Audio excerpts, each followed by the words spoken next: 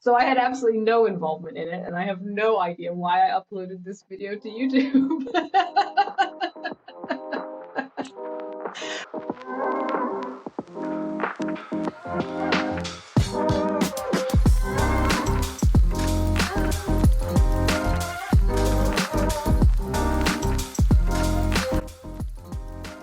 Welcome to another episode of the Bioinformatics Lab podcast. I'm Kevin Libwood, and today joined by Dr. Emma Hodcroft. Welcome to the Bioinformatics Lab podcast, Dr. Emma Hodcroft, calling from the Swiss Tropical Public Health Institute, where my understanding is you're relatively new in your position as a group lead and PI for the epidemiology and virus evolution group. Is that right? That's right. So thank you so much for having me, Kevin. It's a real pleasure to be here. And that's right, I am brand new to the Swiss Tropical and Public Health Institute. I started in November last year, so I've been here for a grand total of 3 months so far. All right, congratulations on that new position. And today reached out to you because I'm very curious to have this conversation with respect to scientific communication, especially in the forums of social media. And I'm guessing throughout our conversation we're going to be maybe broadening that to media at large. But before we really hop into things, I'm curious if you could provide a bit more of an introduction in your background and how you articulate your role in the world of microbial bioinformatics. Yeah, so my background was in HIV, which was a bit of an accident. It was supposed to be a temporary job working in pathogens and HIV while I figured out what my true calling was, which I was pretty sure was something much more kind of theoretical and kind of big brain theory type stuff. But after a year working as a research assistant, I had caught the infectious disease bug and I never looked back. So since then, I did not only that research assistantship, but also my PhD and then 3 postdocs and currently now an assistant professor, all in infectious diseases. But in particular, I've often focused on viruses and focused on using the evolution that I have from my background, my undergraduate and my master's degree training for how we can look at those pathogens, both to learn about evolution, but then also how evolution can help us better understand pathogens and viruses as well. And of course, a lot of this has come to a head in the last few years with the ability to apply this to a data set that none of us could have imagined with, of course, the SARS-CoV-2 pandemic. Emma, so well articulated. Like there's so much about how you communicate that is like, we see your face on media and interviews and things like that. It's like it's so polished. It's so well done, concise and effective. And I appreciate that because I can tell myself, even doing this podcast and starting to interact with people on different kinds of forums, it's like I'm always kind of in my head a little bit. But you've got this thing about you where it's a honed skill. And jumping into the conversation, it was interesting looking at your media presence all over the place. I didn't realize that, by the way. I think you and we have interacted on our more technical communities of things like microbinfy, phage, and, running into each other at different conferences and things like this. So I always knew that you were relatively active on things like Twitter, and being able to communicate a lot of the projects that you've been involved in over the years. But then when I reached out to you, I saw you had something like 80,000 followers, which is unfathomable to most people in our field. Looking at things like you're mentioned in a New York Times article, interviews on Bloomberg, CNN, things go on. And then I even noticed you had a Wikipedia page. Most people don't have Wikipedia pages. And I learned a ton about your background there, but I thought the most interesting thing is that your father also has a Wikipedia page. And that was bananas. And I saw that, I guess he had some kind of involvement as a chairman or a manager of some sorts in like a football league in Europe. And when I say football league for the American audiences, I mean soccer. And I'm curious if we can even start there. If growing up in a house where your father's involved in this football club, did that in any way, or how did that impact maybe your even early appreciation of communicating with a broader audience? Some of the things maybe your dad had experience with. Yeah, so that's a really interesting question, and I don't think I've ever thought about it from that angle, actually. But it's true. So when I was growing up, my father the oil business that he was part of decided to buy a small, I should really emphasize, a very small kind of local club in the northeast of England. And even though it was a small club, they actually, while he was the chairman, they went kind of up and down the rankings, and we had some real, you know, knuckle grinding adventures as far as trying to get promotions, trying to move up leagues, trying to win cups, this kind of thing. So it did garner some kind of attention within the UK, I should be very specific, and never anything like the Premier League stuff that people in the US especially might be more familiar with. But it's true that because of this, my father was often in the media because, of course, to the local townspeople, the football club is a big institution. It's been around for over 100 years. It was founded in 1908, I believe. And so people want to know, how's it going? What players are we going to get? What's the strategy this year? All of the normal things that you would expect for a town to care about for their sports team. And I suppose that in some ways that was my most direct interaction with the media, not directly, but Mm-hmm. through my father and seeing what he had to deal with. And mostly it was, I mean, it was as positive as that kind of thing can be when, of course, tempers always run high. When sports is involved, this is no joking matter, and every decision is scrutinized. But I think one thing it did teach me was to just be careful of the media. Not that there's something to be feared at all. In fact, they very often can be really helpful because they can help you to explain why you might have made a decision or why we're not taking that particular player this year in more detail than the rumors that might fly around. But of course, on the other hand, they can, take the quote a little bit out of context or really play up one thing that you said in passing. And my father was always very aware of this. He was always kind of telling us that it was important for him to be very careful with what he said so that he could make sure that the message that he was trying to convey is the message that gets across rather than a throwaway statement that he might make without really thinking about it. At the same time, he was also really cautious in keeping a divide between the football club and his family. So he was pretty strict, actually. He pretty much refused to answer questions about his personal life outside of his personal history. So he would be happy to talk about, his education, why he got into the oil business, but he wouldn't even kind of famously, I remember in my childhood, he would not even say how many children he had. He felt like even this was just information that wasn't relevant. It just wasn't needed. And to him, it just felt like, why risk bringing family into it when they're not part of this football club. This is my personal life. This is my professional life. I've never taken it quite that seriously, but it is really interesting to reflect on, how much did that then shape my much later interaction with the media in at least coming at it from an angle where I had heard perhaps a more extreme approach and also heard stories of being careful about what you say and how you say it. Yeah, that's powerful. Be it a game on the pitch, trying to use as much UK lingo as I can conjure up here.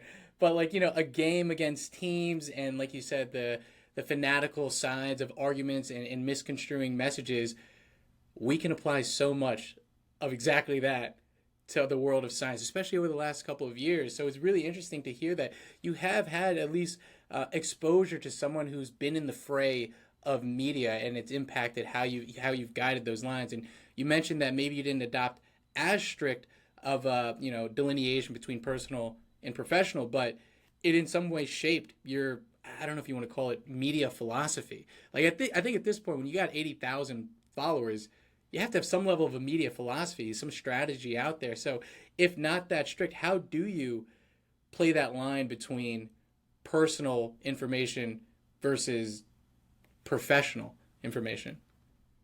Yeah, so it's something that I think, particularly when I'm the one sending the messages, I'm very conscious of. And to just explain that a little bit. So, for example, I've had interview pieces that were really, especially, in the heart of the pandemic, people wanted to know more about me, about my background, my education. And I'm happy to talk about these things in that context. I actually think it can be really helpful because, especially for younger scientists, knowing that I don't come from an academic family, seeing that I'm a woman in science, all of these things can be inspirational. If my story helps to kind of match up with another young scientist story, I'm happy to share my story. But for example, when I'm on Twitter writing a message, my main purpose on Twitter isn't necessarily, unless I'm trying to say something about diversity in science or women in science or this kind of thing.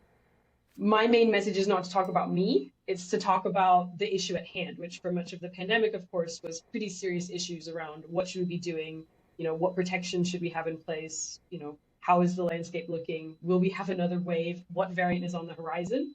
And so it was always important to me to just keep in mind that if I'm going to bring in my personal opinions or personal things from my life, how is that helping the message that I'm trying to send, or is it detracting from it?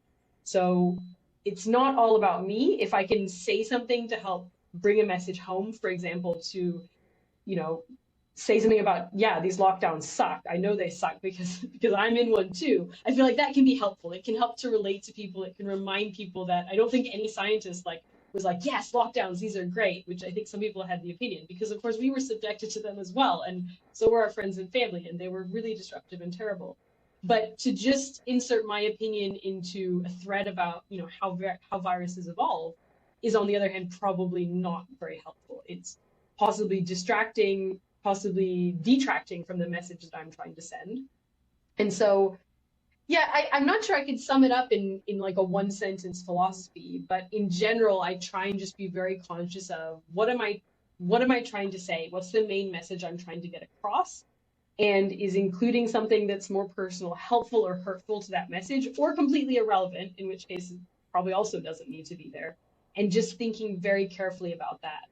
I think for me, another thing that's just quite important is to also remember that people, at least I imagine most people on Twitter, are not following me because they want to hear every gripe and complaint that I have. I think, this is something that's easy to do on social media. And I won't lie, like, I mean, on Facebook or something, which I have much more, is much more my close friends and family. Of course, I might complain about the fact that it's raining or something.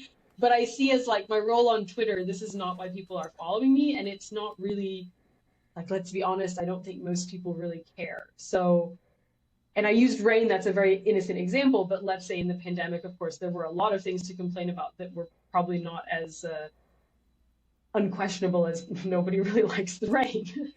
And it was also worth being really cautious about. You might just be kind of expressing your opinion because, of course, we all have rights to opinions, but how is this, in all honesty, how are people going to look at this? And is it going to be the trigger to start conversation about this, that, or the other that you don't really have any intention of following through and isn't the message you're trying to get across? I really appreciate that answer, and I think you're hitting on kind of something that's been brewing in my head in terms of the different avenues the generations can approach media. Like speaking about your father, he was able to keep that completely separate. His only media form was maybe newspapers, and they were talking about a specific subject. You and I think we could probably both categorize ourselves as millennials, and we grew up in a Mm-hmm. world where social media came about, and we were putting our personal things on certain media platforms, and then our professional faces maybe on separate ones. Twitter and X kind of is this weird space where like you could kind of hybrid, you're both your personal and your professional. But like you said, Facebook, for example, maybe that's your form where it could be a little bit more personal or gripe about XYZ with, no filter, or at least a smaller filter, or I don't know what way to describe that way, a different filter than you might do with Twitter or LinkedIn or the sorts of things like that. But then the generation coming in, like Gen Z and even younger, there is no different platforms, right? Like their whole personal lives and professional lives are kind of blended in the entire space. So I'm wondering if did you when you first made your X account or when you first made your YouTube or whatever it is, did you have that phase where it was personal information and then you've since had to sort of change the trajectory of your messaging of the content you're putting out there? Yeah, so absolutely. I mean, I started my Twitter account in like 2009. I would have just started my master's degree. I mean, I had no idea what my life was going to do. I didn't know what exactly my trajectory would lead to. And I think like most people, I certainly didn't expect that I would ever be on TV or ever be interviewed or anything like this. And so, of course, I treated it just like whatever. I mean, to be fair, I don't think everyone was still discovering what Twitter was at that time, but I treated it like everyone else. And so, yeah, you can go back in my Twitter history and find some pretty inane stuff about cats. And, I think I was on a plane that was delayed and I tried, the thing at the time was to hashtag the airline and, nothing came of that. Um, nothing, very thankfully, I've always been a pretty boring person. And so there's nothing that I've ever felt like I never had to go back and clean up my history or go and delete messages. It's not exciting, but it's all pretty day to day, I would say. And a lot of it is about my cat, which is fair, I think, on the internet. But no, for me, I certainly never set up any of these platforms with the idea that, oh, maybe I'll be famous one day and I need to, or famous is too strong of a word, but maybe anyone who will follow me in the future and this may count, or I might have professional followers in the future, even if I wasn't well known, other scientists might follow me and maybe I should be careful. I do think that it's harder these days because I think you start a lot younger. You get on social media a lot younger. And I do think that however many messages you might send to people about, oh, you might post something that you regret later, it's I think it's just really hard to actually comprehend that when you're younger. I knew that when I opened my Twitter account in 2009, but I still didn't believe, like, it's very hard to imagine that your life will take a trajectory where it really will matter, especially if you're not okay. I think there's probably some things that everyone could agree are probably a bad idea, but posting just inane day-to-day stuff, it's very hard to imagine, will this ever really matter? So I do think it's really hard to know where to draw that line, especially for younger people, and how you handle that. I don't think I have a magic solution there, especially, as you say, since the situation has changed. I could probably give good advice to another millennial, but that is not what people are growing up with these days. Yeah, we kind of lucked out. We were born in the world before social media and kind of developed ourselves to some degree, and then came into it, watched it kind of distribute across social infrastructure in that way. And I look at that timing as like, man, like if there were thoughts of my middle school self, or not even thoughts of like, recorded activities of my middle school self, yeah, I don't know if that I'd want that necessarily reflected as a reflection of me, especially against, some of the professional pursuits I have in the space. But yeah, it's food for thought, hopefully. And maybe it's going to be interesting as things evolve, though, too. Maybe it's also a world where you could see it be maybe more accepting of people's growth phase and experimental thoughts that they had and inane ideas whenever they were young, and then as they grow up, it's like, yeah, I had that in my past and I've evolved as it went on, and I had some crazy activities when I was in middle school or high school, and those things now follow me. Yeah, and I think it's also important to remember that it's I think it should be possible for people to have at least some of that experimentation, because even though I was posting those inane things, those were still a chance that I was, meeting people, keeping up with my friends, exploring the new technology of the day, which was Twitter. I know it's not, that sounds really old fashioned now, but that was really groundbreaking at the time. And it would be horrible to think that, you know, in some alternative universe, I would have been so scared of the future repercussions of my actions that I just wouldn't have participated at all. I would have missed out on a really cool new technology. I would have missed out on meeting some people I'm still friends with today. I would have missed out on all of those trends that happened in the early days of Twitter, following news events live, in ways that were unprecedented. And so I also hope that, yeah, that people don't get so afraid of these kinds of platforms that they simply opt out because they're so afraid of something that could happen in the future. Maybe a better way to think about it is, to participate and just try and be really inane. I don't know. Don't worry too much about what you're posting, but also maybe don't post anything that's really terrible or your worst emo poetry if you're in middle school. I'm really glad you said that too, because I that actually relates to me over these past couple of months.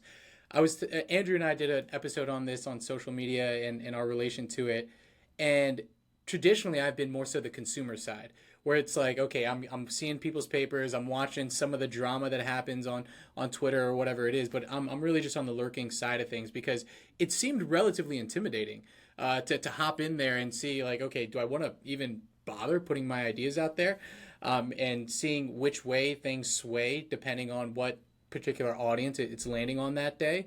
And I would love to get your thoughts on that for sure, on like audience feedback and things. I didn't know if I wanted to participate in it, but I would say that in Andrew's bringing this podcast idea to me and putting it together and putting it out there, it's been a blast. Like, it's not we're certainly not a huge audience, but we have an audience of people who reach out to us and interact with us. I like sharing it. We've been having more and more interesting conversations, this one included, where it's like, I really want to share these things.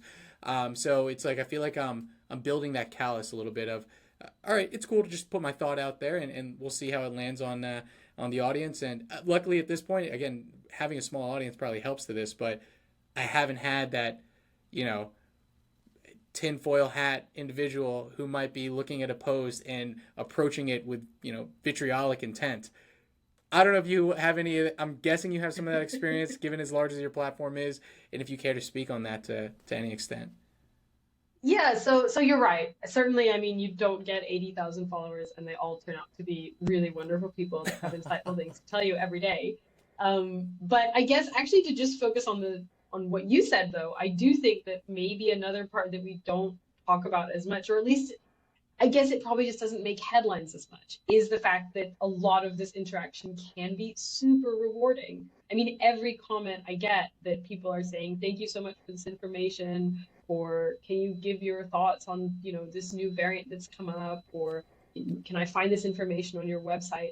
I mean, those are great. Those are such great interactions. There's such great feedback. It's so nice to hear from people that what I'm doing is useful and that something I've said might have been impactful or meaningful or helpful. And so it does, I would say, largely make it worthwhile, at least for me. But of course, there is the other side of the coin, as you've alluded to. I feel pretty lucky because actually I have not had too many really terrible interactions. Knock on wood, I've never had anything that actually made me feel unsafe. And I know that this is definitely not true for other people that did a lot of science communication in the pandemic, and especially unfortunately for women. So I feel very lucky in that regard. I've definitely had people writing crazy things at me that were sometimes pretty weird, but nothing that nothing that I felt that I actually in the real world was in any danger. I've had plenty of people, lots and lots of people, of course, with conspiracy theories, accusing me of being part of a conspiracy theory, accusing me of covering up information. I've had people come and try and start big fights with me. I've had people sick their, 1 billion followers on me. And none of that is nice, but in general, what I have, my main, one of my kind of golden rules for being on Twitter that I came up with very early in the pandemic was that I don't feed the trolls. If Mm. people come with bad intentions, I just don't respond. And it makes you really boring. And they leave pretty quickly, actually, because their attention spans are very short. The thing is, you'll never win. They have way more time than you. They do not seem to have any jobs that matter or any other hobbies that take up their time. And so you're never going to win if, they aren't genuinely asking questions. They aren't genuinely seeking knowledge. They just want to have a fight. And if you don't engage them in that, they will leave you alone very quickly. And that's the best strategy that I've found. What I will just add as one caveat to that is that on the other hand, I do try, if I feel like there's even a glimmer that someone really is curious or really is misunderstanding, and there's even a chance that I might be able to get across to them, I do try, at least with one tweet, to see if I can start a helpful dialogue. So I'm always happy to talking to people. And actually, I've had people come at me pretty aggressively, accusing me of, I mean, this is not recently, this is earlier in the pandemic, but accusing me of, oh, these mutations, they don't do what you say, or the counts aren't what you say. And I've gone in with kind of over enthusiastic kindness, whatever expression on my face might be in real life, and just, been like, oh, that's a great question. Let me see if I can explain it better. Here's what's actually happening. Here's a little diagram. And it's actually amazing how many people, like, they just don't expect that, I think. And you can actually win them over. You can end up having a really good conversation with them just for kind of playing a bit naive and being like, oh, wow, yes, I can help you. Let me just help you out, and kind of ignoring the rudeness. But of course, this is only in cases where it seems like people might be open to that. Some people, it's very clear from the minute they arrive, they're here to start a fight. They're not going to listen to anything. And for those people, I mean, I don't have time for that. So I don't waste any time on it. It's like the rules of the kindergarten playground are also true out there in the world that is X, the platform formerly known as Twitter, where you can ignore the bullies, and whenever there's that maybe level of ambiguity, you can kind of kill it with kindness and approach it with like sincerity. Hey, fantastic question. Let me see what I can do to help you out, because that's what is so challenging about that platform. And I'm wondering too if when you saw that change of the audience interaction on your end, when it became, maybe you interacting with other scientists, sharing things like what's happening with covariance, what's happening with next strain, etc., to, oh, this person is like outside of of what we would maybe consider the scientific community, and they're interacting with your posts, and you're trying to filter signal from noise. Like you're exactly having that question in your head: is this person really curious? Are they? Is that a proper critique, or are they just being mean? Was it obvious when was it through the pandemic you saw that, or was it even early on after? What's your experience with that?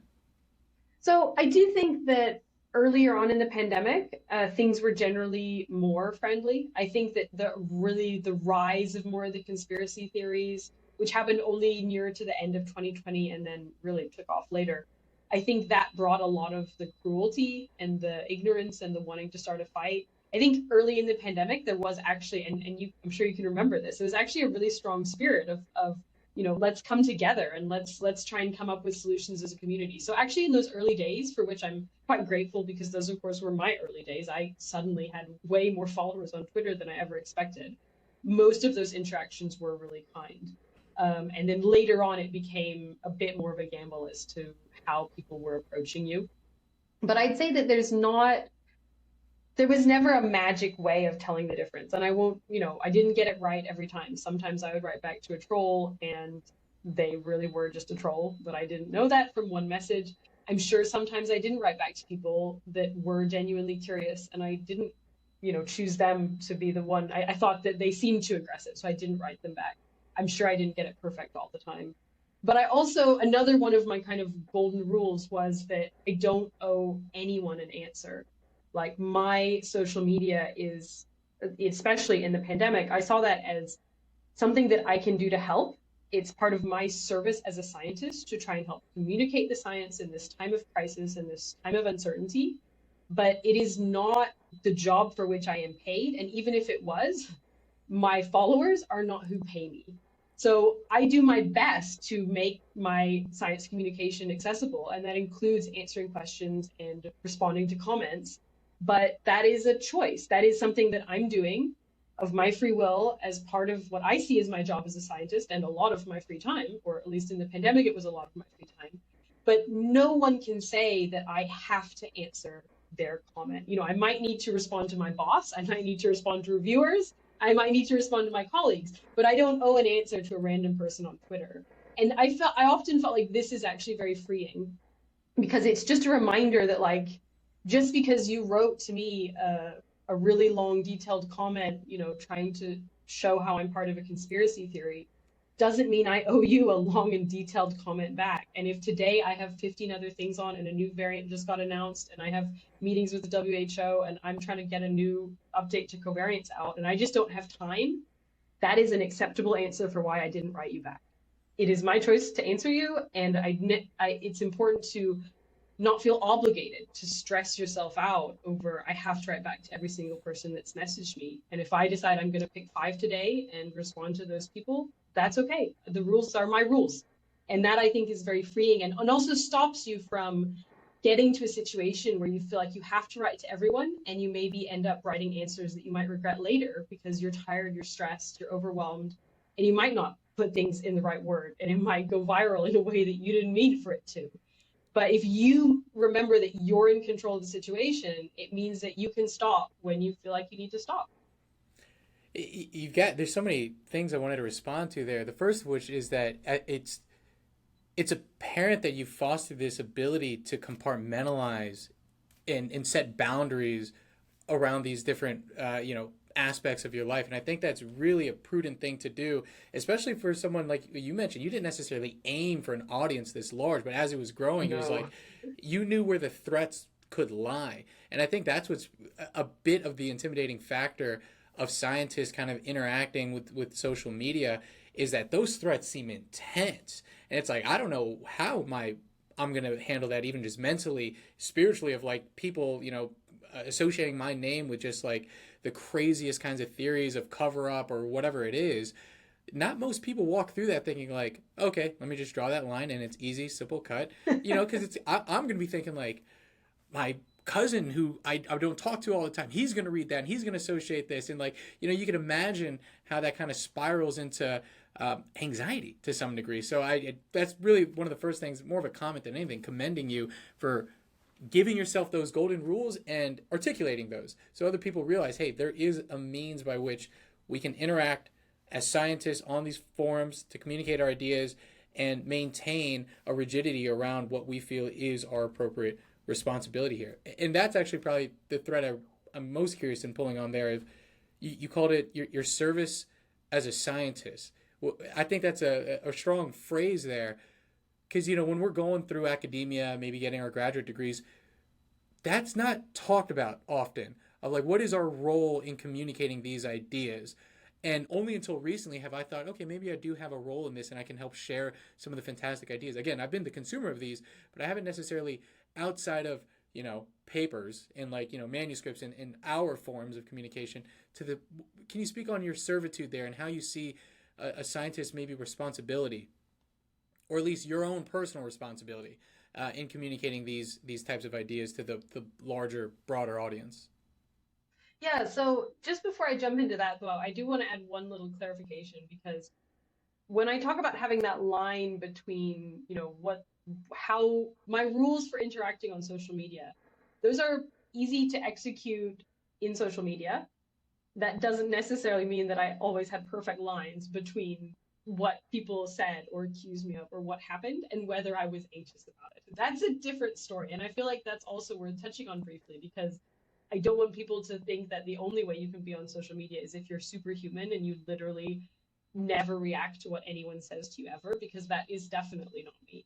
And I mean, just because I didn't respond to it does not mean that sometimes that I was not hurt or worried about what people wrote about me. For sure, sometimes I did worry about it. But I think that what I realized early on was that unless these questions or comments came from actual scientists in my field, then it's very unlikely that they would have an impact on how people perceive me. So it is worth saying, for example, that if another scientist that I know is a real scientist or clinician, okay, or even a respected journalist, if they wrote back with legitimate questions, which to be fair, they were always polite, so kind of easy enough, I would prioritize that because I feel like here I'm more confident we can have a constructive dialogue for resolving maybe a disagreement about, whether we use the word endemic yet or not. We can have a real conversation about this as scientists, and I'm not so worried about them accusing me of being a conspiracy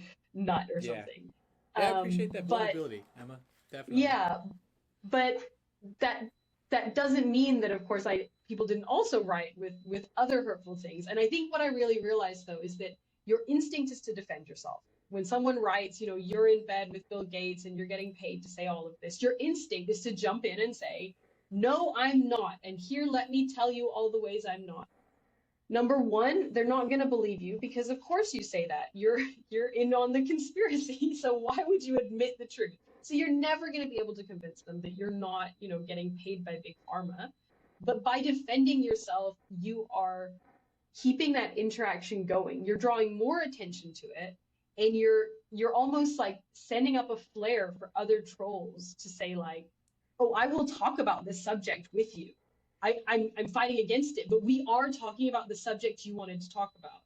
And what I learned was that even though it would really upset me and I would worry about, I mean, I didn't really worry that anyone would ever seriously think that I was part of some giant conspiracy, but, people would accuse me of, oh, you're just on social media for the attention. And that was actually something that did sting because I would doubt my own intentions. Am I just here for the attention? Am I really doing good? Is what I'm doing worth it? Or am I just really, basking in the limelight? That did press on an insecurity. But what I learned is that it was better for me to go away and think about those things and come to my own conclusions about why I was on social media. And I did not ever have to defend myself to those people. And by doing that, it never helped the situation, it only worsened it. So, sorry, that was to go way back to that first point you made No, without no. getting to your If you second don't point at mind, all. let's take one more step on that tangent because that Yeah, is sure. something I certainly try to teeter totter with a little bit in my own mind of like, even when you're posting something, there's, an inherent self aggrandizing, look at me component to it. So then, obviously we come from the humble world of science where it's like, I write in a passive voice because I'm not even a part of this thing. I'm observing something to tell you about it. So yeah, how have you come to balance that? You know, I don't even know if they're opposing, but they feel as if they're opposing priorities of highlighting my self work and my ideas and the limelight as you described versus no, this is me sharing and I don't know, maybe it's not also negative to seek some level of limelight and highlight yourself in the works that you're doing. Yeah, so this is a tough one because I won't pretend like I have all of the answers here or all of the insights here. And I think that also it's not necessarily a sin if you do get pleasure out of sharing things on social media. I think if the only people allowed on social media were people that really hated it and did it because they had to, we probably would not have a super like fun and exciting social media venue.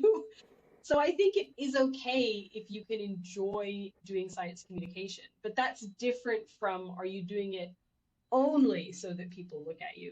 I think it's there's no black and white there, but there's a spectrum. And I think if you think about it that way, you can think, yes, I may enjoy my job, but that doesn't mean that that's the only reason that I'm here. Um, so for me, I think a lot of, I guess for me, my tactic has often been that I, at least, and I'm biased because it's from my view, but I have not sought out to be in newspapers or sought out to have 80,000 followers. None of these were goals I ever had. And I merely tried to put forth the best information in the best way that I could that I felt would be the most useful. And it's the information that I feel like led to the popularity. And so for me, that was always a bit of reassurance that it wasn't that I was putting myself forward as such. It wasn't that I was going out and contacting newspapers and saying, hey, do you want to hear my thoughts about the variants? It was, I'm putting out information and it's such good information that people are finding it useful and they would like to have more of that information. So for me, that was kind of my balance between is it just for me or is it that I have a talent for putting that information out that well? And basically, the public is voting. They're saying, yes, we like that information. Can we have some more like that, please? Rather than, I guess, yeah, it being all about me and, oh, they want more of me. I was never under that impression. I was under the impression of they want more of the information that I can provide in that format that I can provide it. And I think that helped keep me grounded. It gives you maybe the defined North Star that the scientific communication is the North Star, and there's some other benefits or at least outcomes of that. Some of which is that you are in the limelight. If is that a fair way to describe it to summarize maybe what you Wow. said there? Yeah, no. So I think that that's a good summary. Sorry, I thought you were going to ask me to define limelight. No, no, no, no, um, no, no. Unless you care to. no, because I don't feel like I was ever in the limelight. But yes, no. I think that exactly. If the purpose of what you're doing really is to try and get good science out there, then there may well and hopefully there will be. I would wish for everyone that science communication is a process that they get a lot out of and that is enjoyable and that may help to raise their profile and connect them with other scientists and other people. There's no reason why there can't be good benefits. Mm. But yeah, I think there's a difference of are you there for that reason mostly, or are you there because you love it every time you get a retweet? Ah, well said, well said, and that could be some kind of internal metric. Is like, is this what is the intent of this kind of post? And is that for the self-aggrandizing component of it? Is it for highlighting me, or is it for highlighting the work I care to do? And I think that segues actually us well back to that original topic of the scientific communication and the servitude that you've expressed in communicating the ideas that you've spent so much of your life, obviously learning and pushing forward. So yeah, can you speak to that, the servitude and how you've taken that as a personal responsibility, and maybe a comment on the scientific community at large, and is this something more of us should be thinking about, maybe a part of our curriculums even, of how to interact with communication beyond just the manuscripts and forms that we all know well? So in general, I would say yes. I think we do need more we need more science communication. We need more awareness of science communication, and we need more training of science communication. but with a huge caveat that I don't think everyone has to be a science communicator. Well, I guess we all do in some extent, because if you're not writing papers, good luck being a scientist. But you don't have to be a science communicator in the more kind of popular genre. You don't need to be on Twitter. You don't need to make YouTube videos. This just isn't for everyone. And I think that's okay to acknowledge. For some people, the idea of being on a podcast, the idea of being on a news reel or something, this is terrifying. It's stressful. They get no pleasure out of it. They may not be very good at it, if we're very honest. I don't think we have to pretend like it's something for everyone, and I think that's okay. One of the reasons why I did stick when I started to grow in popularity on Twitter, one of the reasons I did stick to it was because I feel like I do have a talent for science communication. I feel like it's something that actually comes pretty easy to me. I'm pretty good at it, and I enjoy it. I mean, I get a bit nervous. I won't lie. I mean, I get very nervous before I go on some international TV show, but I get a thrill at the end. I get an endorphin rush, and I always finish kind of smiling. I do enjoy it. But that means that I'm the person who should do the science communication. Like, this is something that I can contribute. It's a talent that I can use to help, especially in times like the pandemic, when it really is critical to have good communication. What I think is hard to know is, who are those people without trying? You don't know if you're good at science communication. At least I didn't know I was good at it until you have an opportunity to do it, or until people make you aware that it's a thing. And the only way that we'll figure that out is by making sure that our generations of scientists that are coming up through the ranks have an awareness of what science communication is, what that might look like, because it isn't all, being on Twitter. It can be having a blog or a YouTube channel or running a podcast. There's many different ways of science communication. It can be having science days with your local community, for school children, or going to local school and giving a talk about what you do. So showing what that means, and then allowing people an opportunity to find out, do they like it? Are they good at it?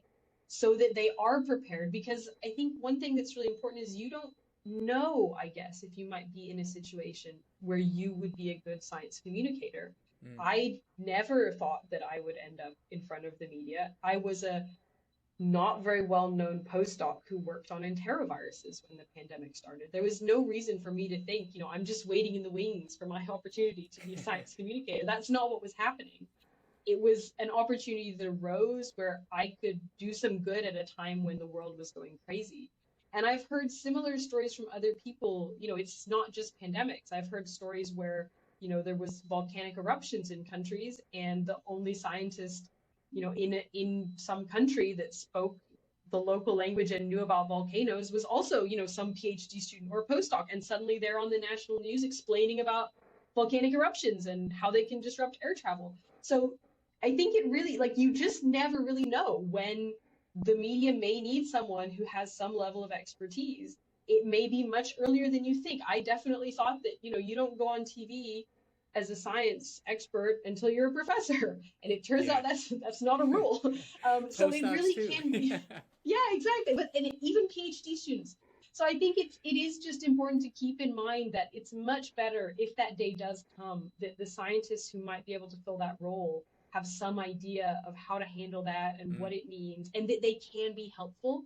Because this is the other thing that I think is really important is, I mean, I would never urge someone to go onto any program or give comment on something that they don't feel very confident about. If you really feel like you're not an expert, turn it down. But I also think people really overestimate what expert means. For example, you may not be an expert in the novel coronavirus. None of us were in 2020. It was new. That's the point. We knew very little about it. But if you knew something about, respiratory viruses, about how viruses evolve, about past epidemics or pandemics that have happened, then you could actually answer a lot of questions that the general public had. It didn't mean that you have to be the leading expert in the world that all the professors would turn to and bow down to as, the expert. That's not what you need in those times. What you need is just someone who can give good, solid information about topics like, why is this new virus scary? Which you don't need to be, a tenured professor to answer that question necessarily. And I think a lot of people feel like they should be before they can answer that question.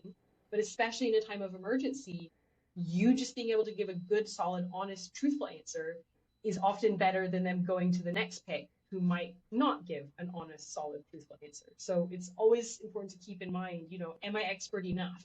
Not am I the world's number one expert?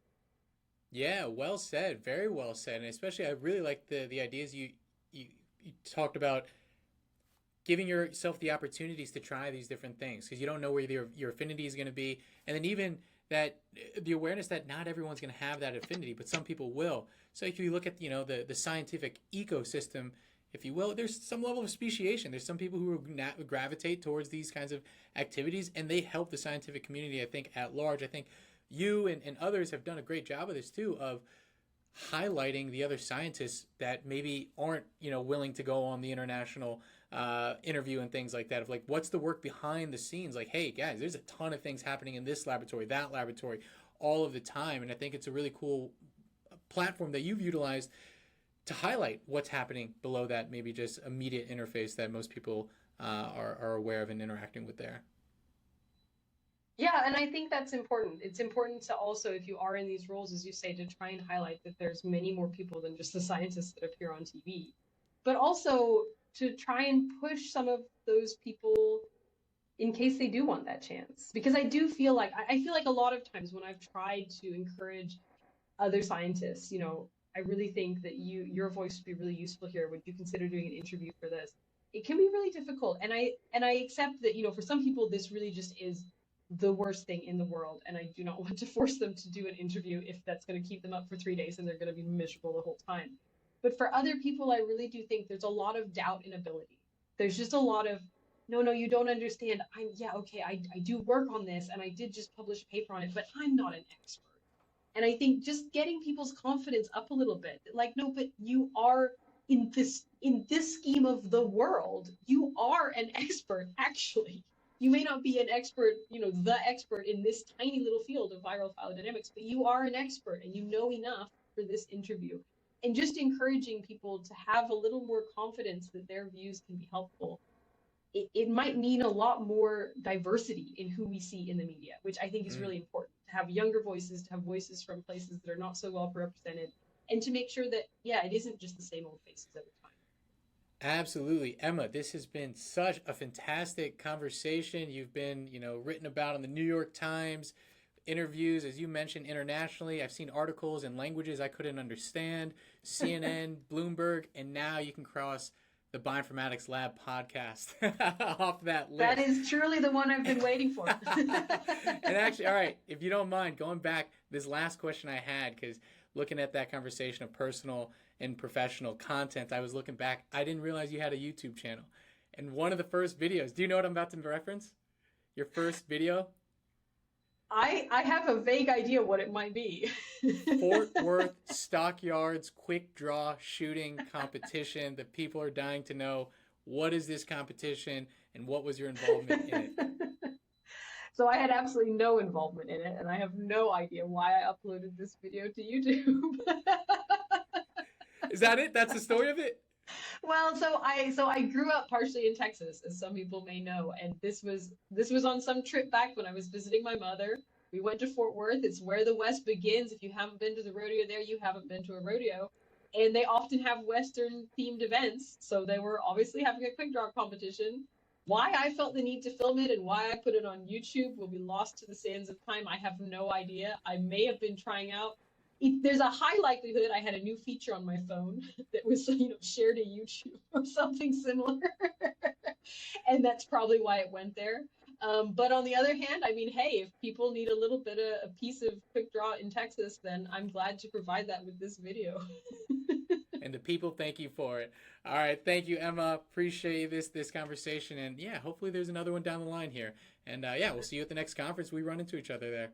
Have a good one. Well, thank you so much, Kevin. It's been great chance to chat with you. Really insightful questions, a topic I always enjoy talking about. And yes, hope we run into each other again